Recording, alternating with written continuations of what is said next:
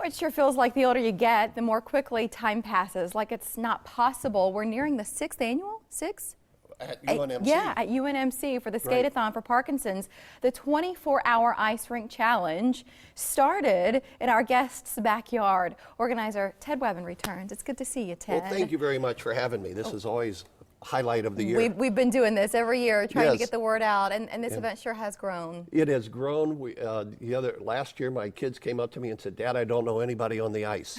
And that was great because usually it was just our family and friends. It was just your family when it very first started. So take us back to the Wuebben Wink, as you called it in the beginning. Right. Just one night, my wife wanted to start a foundation to help people with Parkinson's, and so because she had Parkinson's, and she said, "You figure out what to do." And we had an ice rink sitting there, so we said, "Let's do a skate-a-thon." I said, "If we're going to do it, we're going to do it big, 24 hours." Wow. So that's how it started. So people are individuals skating 24 hours on their own? We have 4 or 5 people. One gentleman, Ronnie, did it the last 2 years, and his wife said, "Oh, I could do it too." So she's going to try it this year too. They just skate around for 24 hours. 24 What hours. does everybody else do though, Ted? Well, a lot of people come for an hour. They'll bring a friend.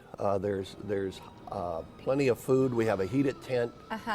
So it's just a lot of fun. Some people come out just to see their friends and watch. And cheer them on. Yes. And donate in that person's name.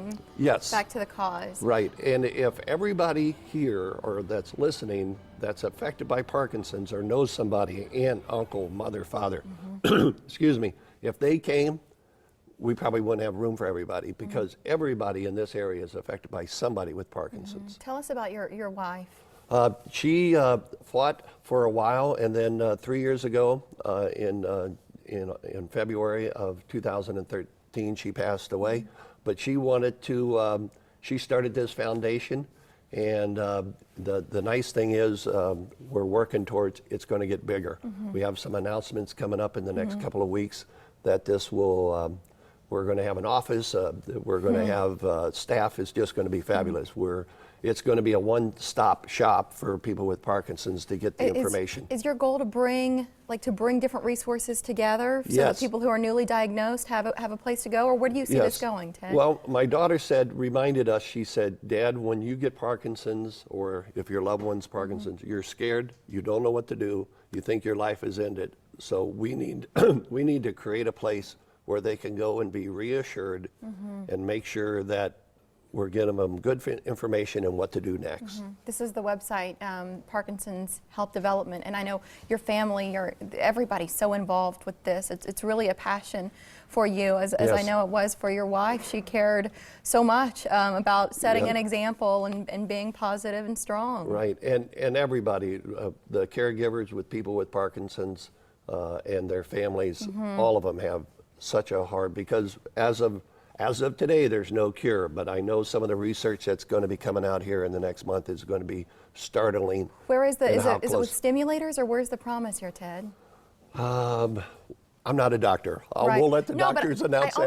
I almost like for you as a family member, where you've done research and you can speak in terms that we all understand without our eyes glazing over. Right. Like, what are you excited about? The thing that we're excited about is the exercise programs. There's a lot of new ones coming out. A lot of people, you get that involved.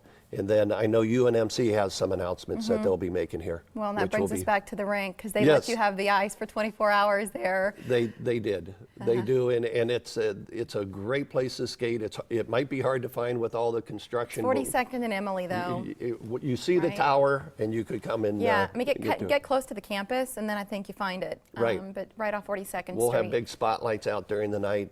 Do you have to sign up for shifts, or what do you do there? You do not. You could just show up. You can go to the PhD website and sign up, or just show up. It's $10. If you want to donate more, you can. You can, and get friends and family to sponsor you too. Yes. I always like hearing about that. And it's fun. We have one team, the Sensitive Thugs. They said we're sensitive, and they have people that are going to skate the 24 hours, and then.